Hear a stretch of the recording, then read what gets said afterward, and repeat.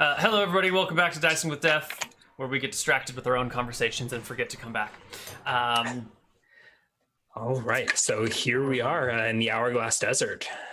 Yes. Zweihaard finds himself in the company of halflings for some reason, by some twist of fate, journeying east to their.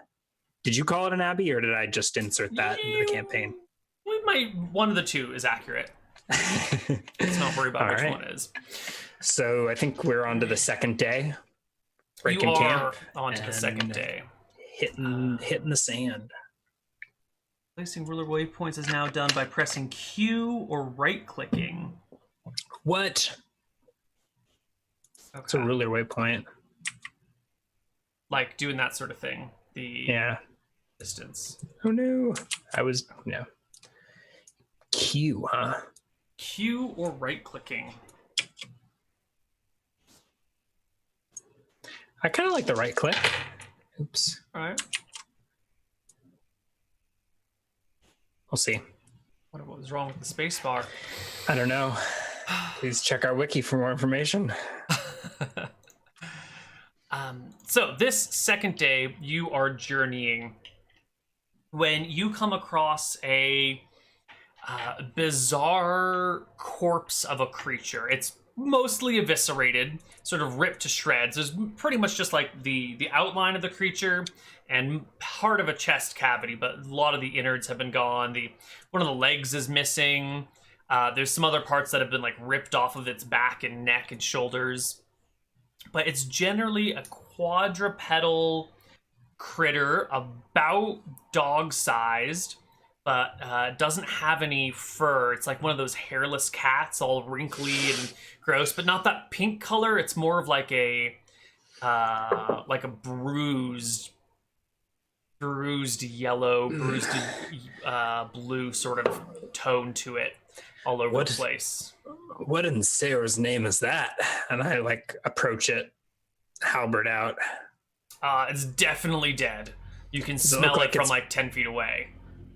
No. Does this look like the work of a dragon? It could be. Yeah. I mean, it's really ripped open. A single dragon claw could easily have done this to it. Well, I approach and I guess do the logical thing and poke the dead thing with a stick. It twitches, rolls back and forth. What is it? So it sounded like a hairless dog. It's like... Yeah, it's got big, sharp, fangs, big, large canines.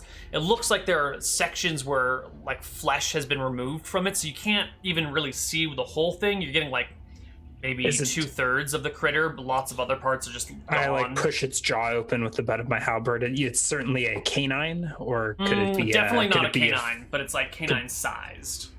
Could it be does it look more feline?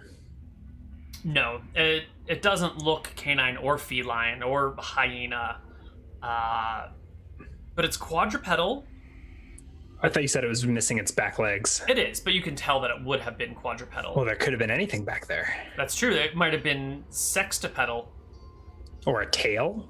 Or could have been a tail, but it's definitely gone, if there was one. I'm still trying to figure out what its head is. Is it too mangled to tell, or is it just bizarre? Did it have two eyes? It does have. It has 2 eyes, kind of they're forward facing, so they're more predatory than herdy. And are the ears floppy, pointy? There are no ears. Give me a perception check while you sort this thing out. Are there ear holes? Ear flaps? No. Whatever's on its head is ripped off. Yeah. I think I'll chalk this up to some weird desert dog and continue moving, a little on high alert in case whatever preyed on this predator is still around. The halflings have no idea what this is. They have no idea, and they are more than a little afraid. One of them speaks up saying, I've never seen anything like this, and I've lived here my whole life. But I told you, dark things are coming. Are these halflings priests? Are they are they monks, or are they just random halflings? Over this journey, have they shared any of their tale, or has it been a pretty... They were working with this other cleric. The cleric came from a monastery, abbey style thing, and they were like assistants. Mm-hmm. You know, they're sort of low ranking in halfling society, and this cleric needed some help, so he came into the village near the abbey and said, I need 4 volunteers, and these 4 volunteered to help him go explore the hills and find this mithril. And how were you separated from the brother? We were attacked. Or- There were orcs or hobgoblins or some, I don't know the difference really. And we ran off and he went off to fight them and we just couldn't find each other again. Well, it's a miracle the 4 of you are still alive and making your way back to your village. They nod as if it's something they know well about this. And they tell you a little bit more about this, horrors that they've heard.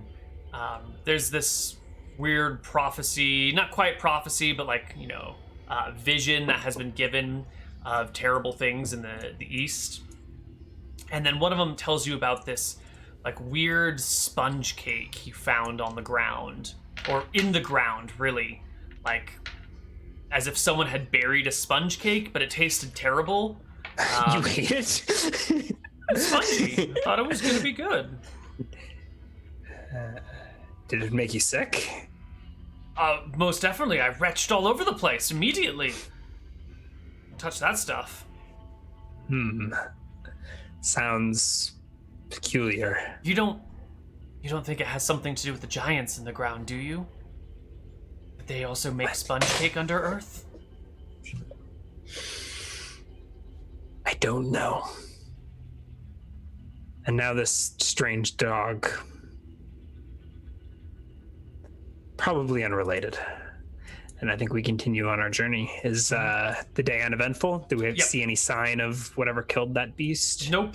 The day is uneventful. And I think I sort of botched the movement, but I think we make it somewhere around there. That's like probably the most accurate movement move then, if you're just kind of Gets us about 20 miles from Weatherlight by the end of that second day. We conjure plenty of fresh water, eat my rations. How many pounds of rations are we going through a day? 2 each. Halflings eat full-sized rations, don't they? Oh, definitely. They might eat 4.5. So 5. I have 44 pounds of rations. So that's 9 days. I should be fine. Oh, no, we double that, right? So it's 10 pounds per day.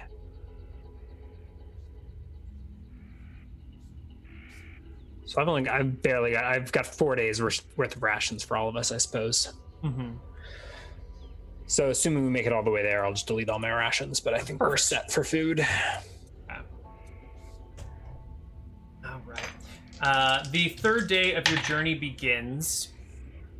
And as you are packing up your camp, you see, cresting over one of these sandy hills near you, a rather large, brass-scaled, draconic head. I grab the halflings and stop them. They look over and see the dragon head peeking over the sands and begin to sort of back away. We back away. Is it friendly? It is brass, right? It is brass. It's generally a friendly dragon, generally speaking. So I think we scurry towards the shore, but it's much faster than us, so it could be upon us if it so chose. Yes. As you begin to back away, the dragon says, "Hello, dwarf. Hello, halflings." Well met, great worm. And we, I think, continue to scurry. Does it head us off and yeah. Or is it shouting after us? It watches you from a distance. I'm just letting its head and neck rest over the dunes. Yeah. Hello, great old one. Just passing through. No bother. What is your name, dwarf? I slow a little bit, hearing him sound somewhat friendly. I am Zweihaard Blacksteel. Are the halflings stopping to talk with the dragon, or are they running? They're slowly retreating, but similar to you, the dragon seems sort of friendly, and so they're not running for their lives, but they're like, creating distance. You aren't going to eat us, are you? Should I eat you? Is this in common? It Eridonian? It spoke to you originally in Dwarven. Oh, okay. It probably No, I actually guess I said was- hello halflings in halfling. Whatever. Mm-hmm. Okay, so it's speaking Dwarven. Mm-hmm. Please don't. All right, if you say so. I can't imagine my beard tastes very good. No. But you look quite fatty and delicious. Well, it's all hair and bone. How unfortunate for whatever does eat you eventually. And metal.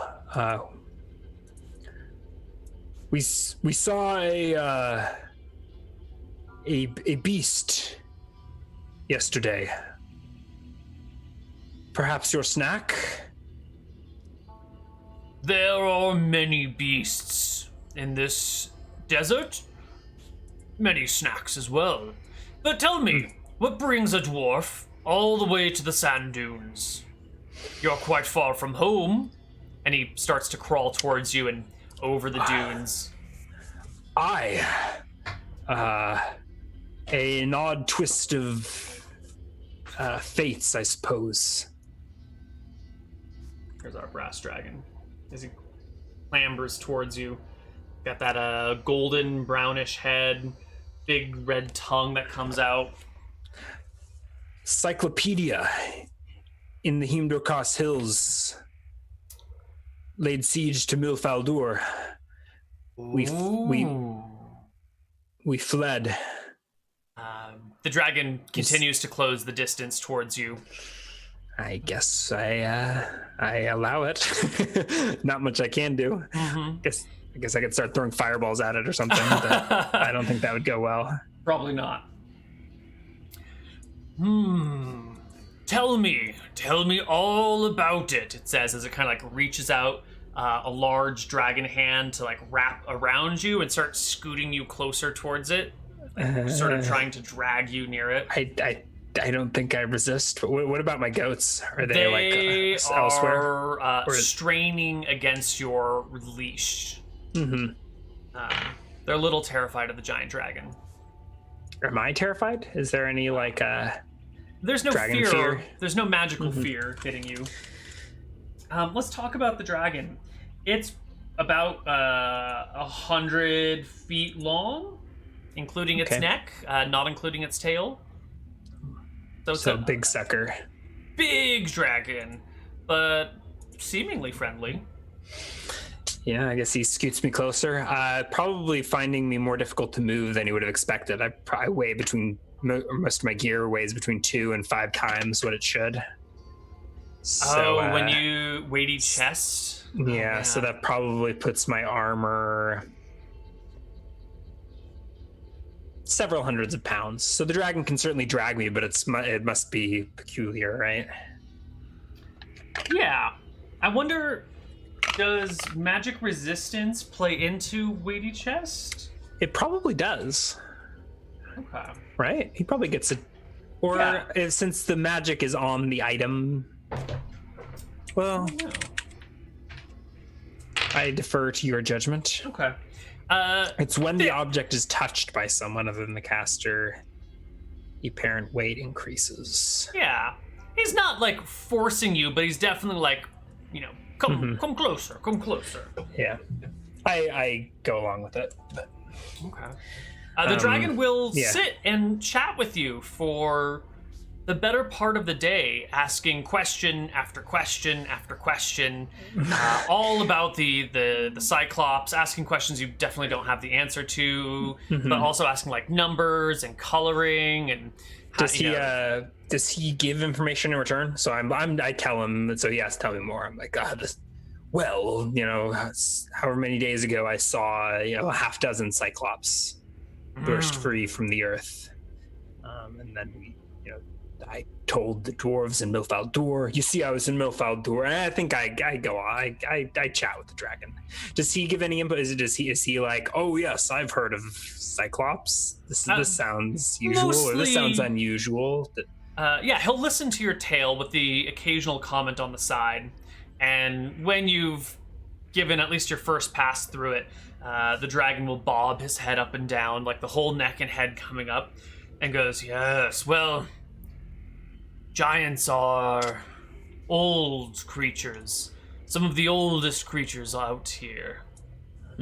They say that they can sleep beneath the earth in a long stasis state, awoken as needed. So this is natural? What isn't? All things in the world are natural. Well,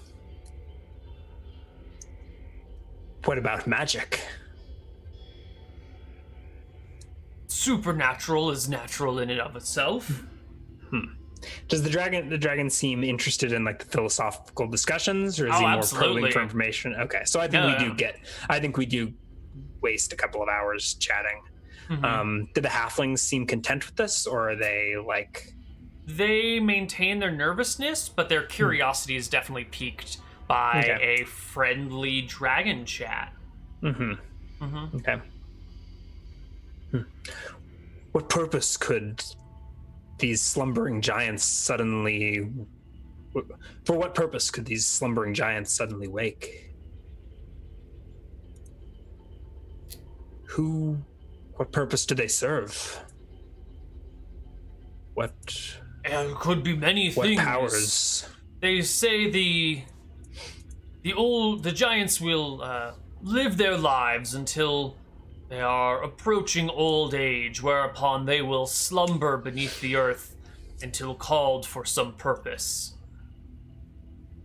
It implies that rather than dying of old age, they bury themselves. The hills could be filled with countless generations of giants everywhere. So, if they were to rise for some reason, they would certainly be a formidable lot.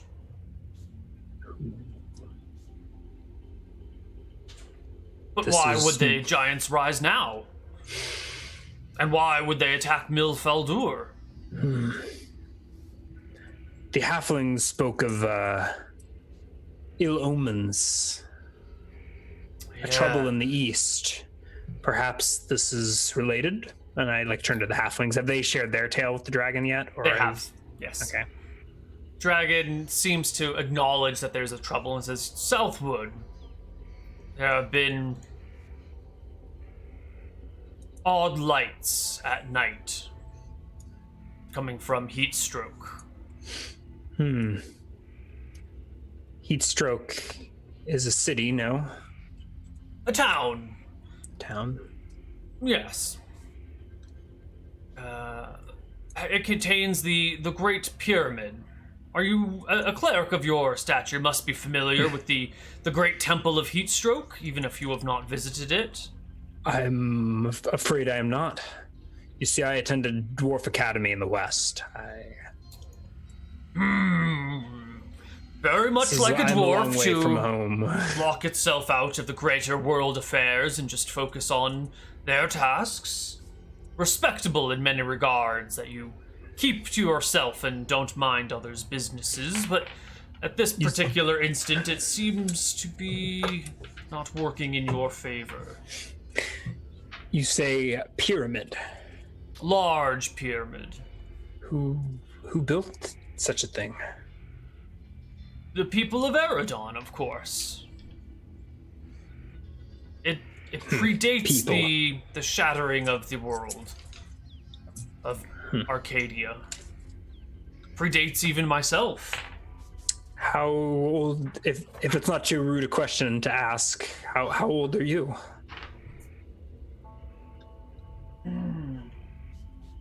How many human kings have you seen rise and fall? Oh, I've lost track of that. Well, I am on the order of 1,100 years? 1,150. I took a very long nap once, and I'm not quite sure how many years it was. 11-ish hundred. Wow. And yourself? I don't even know if I have 1,100 months. I am 55 years. That's certainly not 1,100 months, but perhaps 1,100 days. Well, definitely that. Definitely. And where are you headed now? That your people are endangered by Cyclops? Why are you heading the opposite direction from the dangers that beset your kin? I admit I am torn myself. An odd twist of fate led me to these halflings and their strange omens. I felt since I was driven this far, I might as well travel a few days more to meet with their prophet and see of this ill omen in the east. Perhaps it is related to our troubles in the hills. Then I will head home. A wise decision. Did I catch this dragon's name? No, but you may ask it if you'd like. At some point, I would have been, yeah. So tell me, great and venerable worm, what is it that I should call you? My name is... But you may call me Sky. Sky. Much easier on my primitive dwarven tongue. No, there's nothing primitive about your tongue. It's a highly developed organ. Just not quite suitable for the beautiful cries that are my true name. All right. Is there anything else that the dragon asks, or that Does it seem like he's expecting tribute? No, but it seems like he just wants to chat with you. And every time you're like, okay, I think I'm ready to move on, the dragon's like, and tell me about your brother. The name Blacksteel sounds familiar. Are you a Thane? And then, you'll tell your story, and then my brother's the Thane, Einhard, but Blacksteel is a proud and noble dwarf clan. He seems like a good conversationalist, so I get the feeling where it's like, all right, it's time to go. Okay, and then he asks another pointed question, but he keeps it going. We lose a couple of hours. Maybe eventually I conjure us all some water. Right. Does he eventually let us go, or is this a puzzle that I'm going to have to solve? He will let you go, but you'll waste most of the rest of the day with the dragon. You conjure some water. He will breathe out a very large gout of blistering desert heat, and you can watch him turn the sand dunes to glass with his breath weapon. Is it fire? Nope, it's just blistering heat without flame. I can conjure 16 gallons of water. So I guess, does he make a big old trough? He'll make he'll dig a little hole and then, heat it up and kind of turn it to glass and then let it cool for a little while, and you can create the water, and you'll have a perfectly watertight and clean vessel to hold your stuff in. Blessed day. And yeah. Well, I think eventually, as the day progresses, does the dragon excuse itself, or do we eventually say, well, we should probably be going by now? You probably say you should probably be going. Is like, hold on, I'm not done talking, and just he drags it out until the sun begins to set. Okay. Yeah, he just. And I think maybe eventually the halflings get bored and start setting up camp where we are, and they get the picture that this is never going to end, and they make camp. But you've got water and rations. Yeah. Eventually, the sun will set, and the dragon says he must return to his home. and heads off through the sandy hills, breaking glass everywhere he goes and burying it with his tail. It swishes back. Does he and have forth. wings? He does, but he prefers to walk away. Yeah, he likes the warm sand and kind of drags his belly along it as he goes, eventually disappearing. Well, that was fantastic. Have you ever met a dragon before? They all shake their heads. But we've heard of him, but never met him. He doesn't come into the towns or villages. Do you blame him? I thank him. All right. So we bed down and pick things up the next day. Nice. All right. Next day. Oh, did we ever figure? Did I figure anything more about the temple, or did that get, or about the pyramid, or was that Yeah, you may left have. behind? You can ask him anything you want, and we'll just say it already. Well, I think I had asked who made the pyramid. Oh, he said humans made the pyramid. Yeah. Okay, that's fine. If he didn't have anything to add. Did he mention anything more when we said there was trouble in the east and the halflings told their prophecy? Did he have any insight there, or was he just like, yeah? Well, he said there was weird and troubling lights coming from heat stroke. Oh, okay. And the pyramid there, it's older than the shattering of the world, so at least 1,500 years old. Made mostly by humans, but some other races have helped in. It is the it's often called a point of, like a conduit point, where the connection between the divine sphere above everything else and the prime material plane are sort of linked or connected. The gap between the dimensions is thin there, so it's a very sacred site. Did the dragon leave any scales behind when it slithered away? There's probably like 1 or 2 scales that fell off of it, yeah. Okay. I'll collect those, but probably not enough for useful crafting. Okay. Decorations, though. Yeah. And we set out the next day. Yeah. Okay. Next day, you set out and give me another 10 miles. It should be 12, right? Sure. 10, 12. Okay. I was going to say it's a little harder than just flat, open terrain. Okay. How much further is it? What? One more day. We're almost there. There's a peninsula that sticks out. And that's where we're going. We live on the very edge of the peninsula, surrounded by water. How clear is it? Quite clear. Very dry. No marine Still layer. probably can't quite see the peninsula. Probably not. So I'm like, is that it? And they're like, no, next point over. We'll get there eventually. Don't worry about it. There are no more encounters, and you can make your way all the way to the little halfling village on the edge of the coast by Hourglass, in the eastern side of Eridon. You arrive in the small little halfling village. This far away, this far out onto the peninsula, there's not really much in the way of sand except on the beaches here. There is a small creek that runs the length of the peninsula, and there are many water wheels tucked into it. There's lots of little farming land around, a lot of wheat, and many, many potatoes. An exemplary vegetable, and the halflings here love it. Where is Milltown? Somewhere.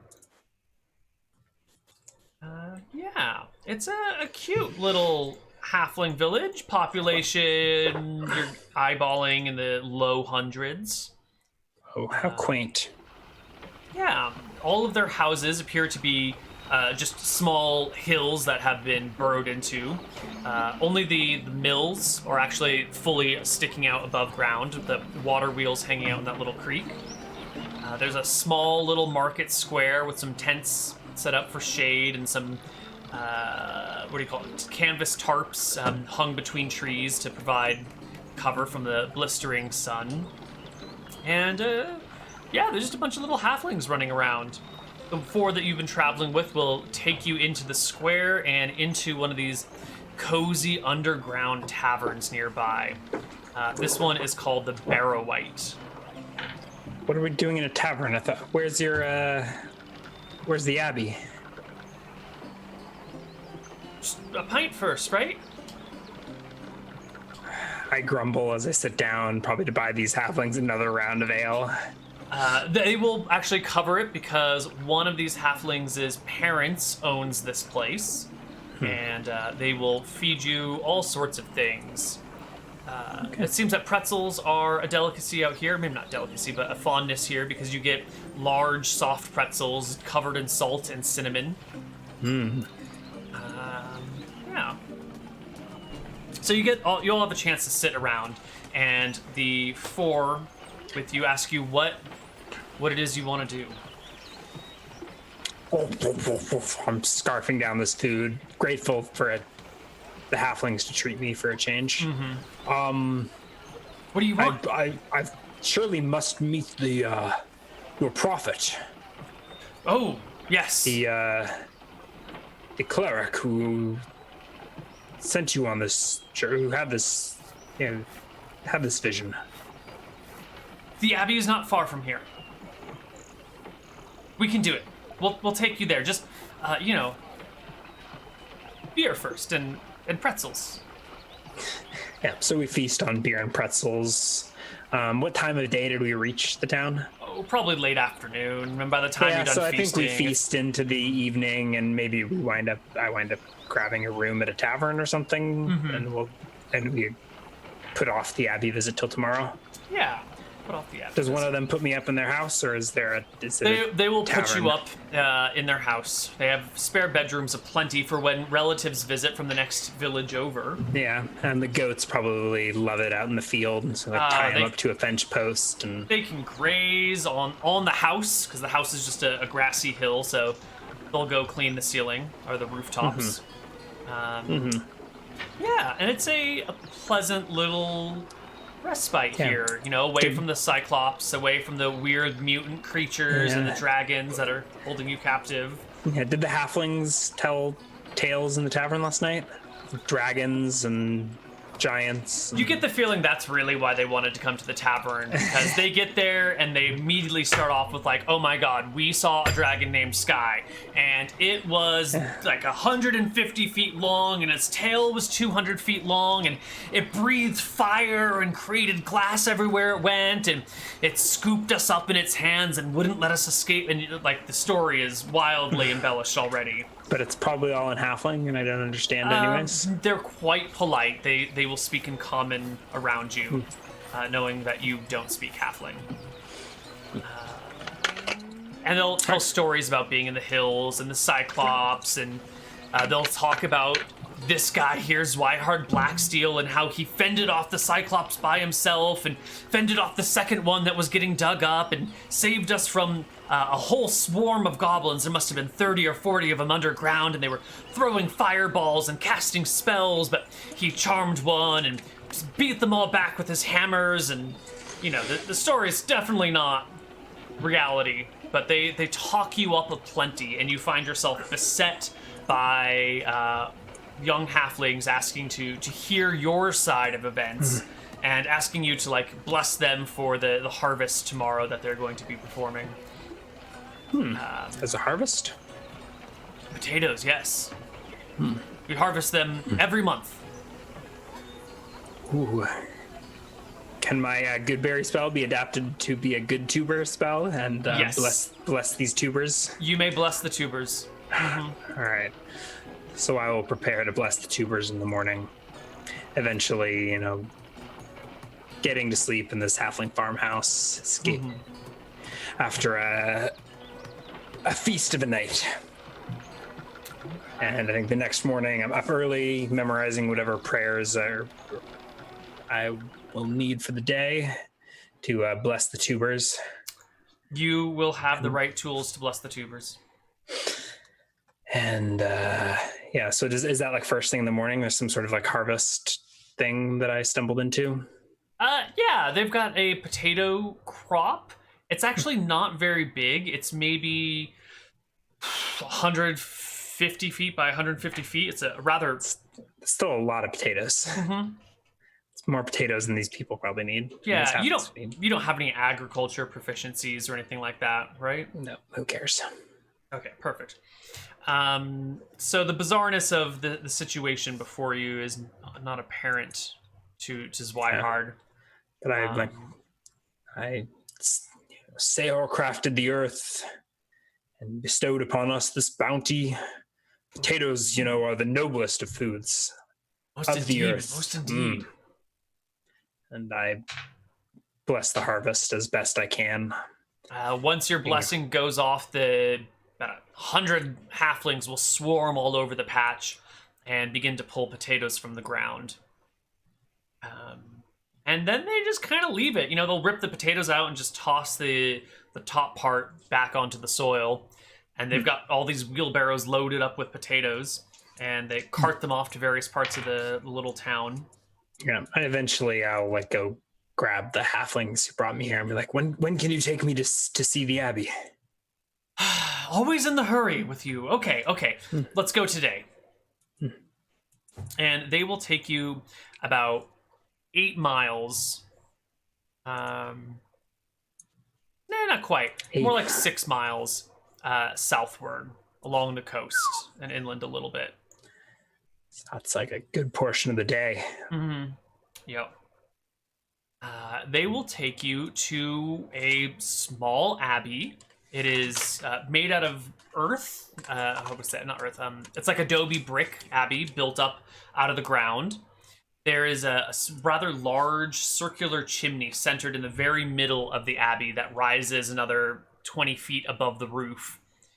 And there's a little a fence around the whole area with a bunch of goats and donkeys and other farm animals grazing on the inside of the fence. Do my goats get along with their goats? Give me a goat. What, do goats sniff each other's butts like dogs? How do goats get along? I don't think so. If they don't like each other, they probably smash horns, but... Let's see. Roll a encounter check. Yeah, the goats actually get along fairly well. And I think with my charm animal or whatever spell it was, animal friendship, I can teach the goats tricks. I think I already taught them to stay. I think now we're trying to teach them how to attack, how to ram horns. So that's why I was worried that they'd go charging these other goats. No, they're mostly jealous of the goats' good green grass that they have. Yeah. All they get is the dry grass that they have to carry around themselves. All right, so we enter the abbey yard. How many halflings do I have with me? Is it you all 4? have the 4, just the same 4 nameless ones that have been with you this whole time. At some point, we should probably name these halflings. I keep thinking I've seen the last of them, and then they show back up again. Yep. So you get to inside the abbey, or you get to the doors, the halflings open them and push in, and it looks like it's all just one big grand hall. And at the very center is this large raised fireplace thing, except there's no fire in there. Instead, you can see from actually quite a distance, there's just a large crack in the ground from which these smoky vapors arise. I walk forward. I look to the halflings. They look about the abbey, and there's no one in the abbey, and they look a little concerned and start to spread out looking for someone. I think I'm immediately drawn to this crack in the center of the room.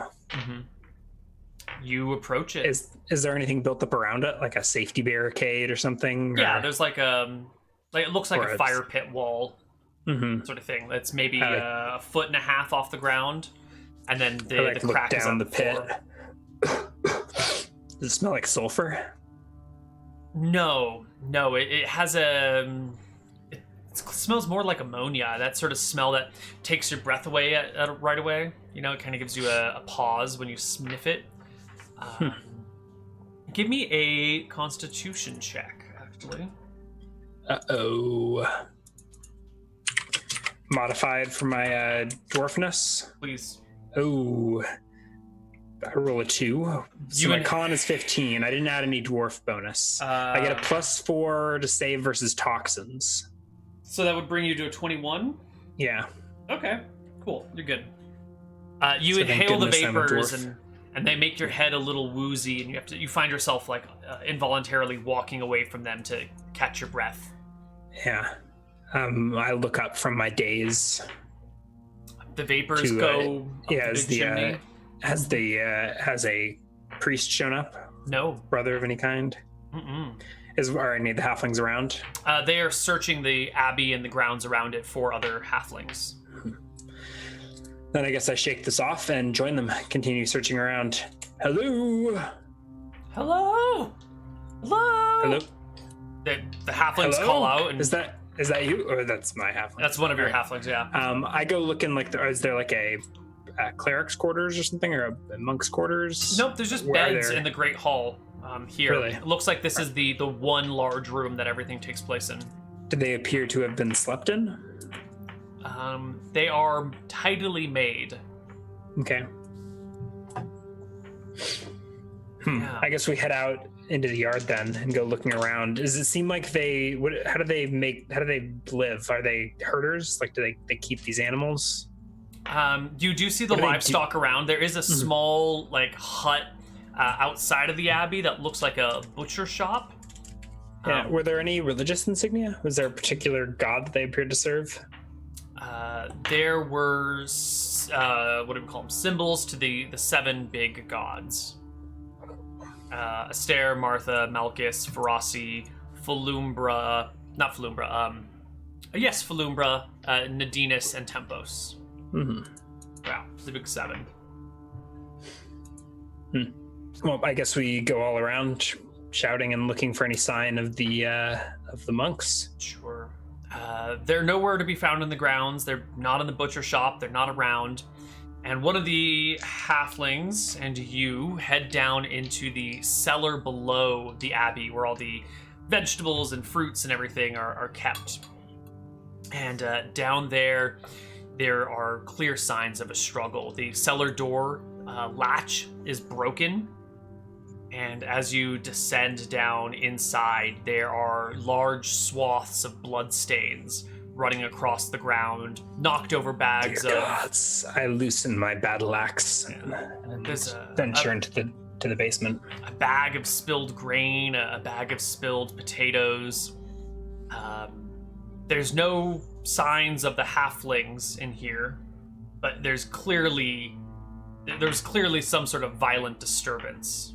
Is there any other way out of this out of the cellar, or is it just like a single room? Single room, single entrance. What happened here? Were they robbed? They look about. I don't know. We should search for valuables? I don't want to rob anything, but who would do this? It's a peaceful monastery. I think I ignore the valuables unless there's something particular that looks particular holy objects that are jumping out at me. Yeah, back up in the main area, there's a very nice silver censer that would hold incense that is just kind of left sitting next to the crack in the ground. The censer itself is probably worth 10,000 copper or something, and it's just sitting out in the open. Nah, that's not. No, we leave that there. You count maybe No 15... sign, so no bodies or anything, right? No. Is there blood no like bodies. dragged up the staircase? Like you said, there was Yes. blood, so it seems like their bodies were removed. Yes, there are And so clear now that I'm looking, drag marks. Now that I'm looking, I can maybe see that they were taken out, Mm-hmm. dragged out of the basement, probably eaten by animals or. Give me a perception Yeah. check. Let's see if there's anything special you notice. Nope. Okay. Yeah. I think we're gonna head into the surrounding area and see if we can find any villagers that know anything, or maybe Cool. the villagers have also been sacked. So I think we leave the abbey, gather up my goats, and then the refugee goats that want to tag along. The halflings say they want to head back to their village and warn their village what's happened here. Yeah, absolutely. We should. We should check the nearby farmhouses, though, right? On the way back.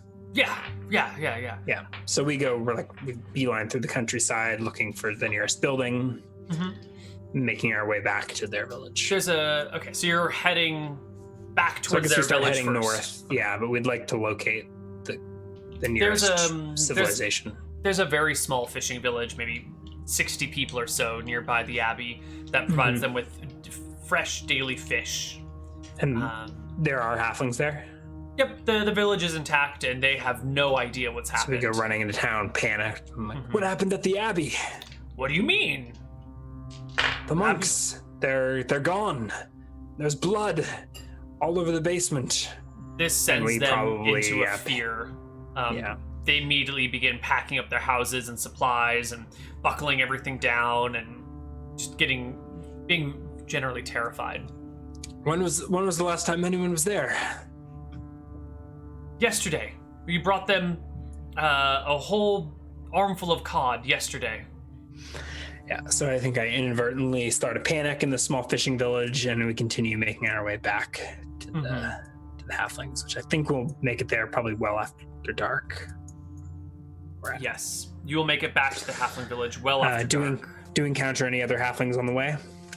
A few other small farmhouses and outlying little things. I'll ask them, what was that crack in the center of the abbey? Has that always been there? Oh yes, that's where they get the vapors for their prophecies.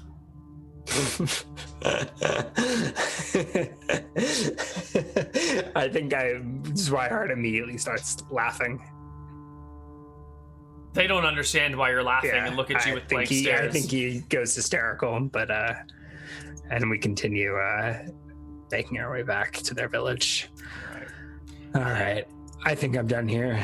Yeah. Zweihart's had it with these halflings. Did we encounter any halflings on the way? Like no one seemed to know what was going on. No one knew of what was happening in the abbey. No. Mm-hmm. And I think actually this is probably where we're going to end for the day. It's a little bit early. That's fine. So do we make it back to the halfling village and you make it back to the village? Yeah. All right, and I inform them that I must go. I have to get back to my peoples and warn them. But the abbey they're all dead. They're all gone. You can't just leave us. No one seems to even know what's happening out here. Bunch of prophets huffing vapors. What is this? I mutter to myself in Dwarven. Yeah. Okay. They will help you secure a boat. I guess we'll see next week. Oh, a boat Sure. even? I was thinking I have to walk over land. No, there'll be a boat leaving from their village that will head somewhere with supplies for something at some point. Yeah, I guess we can see next time whether the halflings talk me into assisting them in some way or whether I make my way back to the hills. Do we want to do an experience? I didn't really kill anything today. No, but there was good role-playing and adventuring. You did talk to a dragon, which is worth something. You uncovered a giant and sort of slew it. You unknowingly precipitated an invasion of Faldur by dragging a giant's head in there. And was it really the head that caused it? It wasn't the unburying? Yeah. So why don't you take home let's just make it an even 1,000. Small number.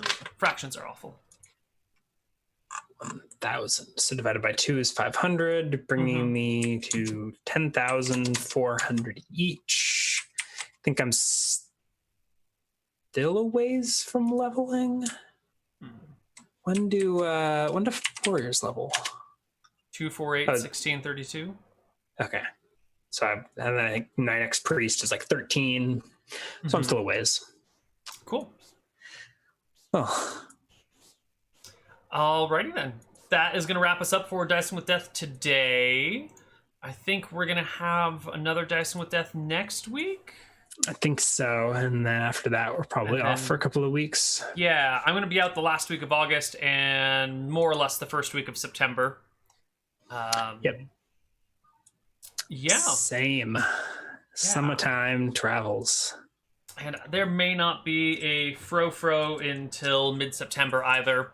But come early September, we will have We'll have more Dicing with Death. We're going to have the Rise of the Dragon Queen campaign, which I'll be playing and not DMing. And we're going to start prepping for, what do we call it? Akuba Nights is another campaign that will be starting up this fall. Nice. Any more information on that? Not yet. Not that I'm ready to share yet. Yeah. Titillating. Very. The hype. Very. The hype is real. And Too Fatal, right? That's coming? Maybe. I'm working on it. I don't know when it will launch, but I'm building it for the future. All right. I have to tell you, I've already come up with the name for the third, the next sequel. What is it? It's Fatal 3 Fatality. Ooh. And the logo, it's just one word, Fatality, but the last three characters are made to look like Roman numeral I. Fatality. Ooh. You know, IT, make the ITY like slant like through Roman numerals. Right. That's really good. Well, we have to hurry up and beat Too Fatal then, so we can start Fatality. Yeah, well, I have no leads on a fourth pun, so that's okay. We haven't even finished the second one yet. Haven't even finished planning the second one yet. It'll be fine. Alrighty. Well, thanks for watching. Is there anything else? You got more stream, or you? I have some household things to do. Yesterday was my birthday, and the house is kind of a mess afterwards. So, I also need to go buy fabric. We're probably going to be doing some cosplaying stuff, like creation of things over this week. On stream or just in general? Stream. Yeah, on stream. I'm going to be making a costume. What, do we get to know what the costume is, or? Yeah. So I'm going to Burning Man this year with Lauren, and so I'm making a like Grim Reaper death sort of costume. What's the gag there?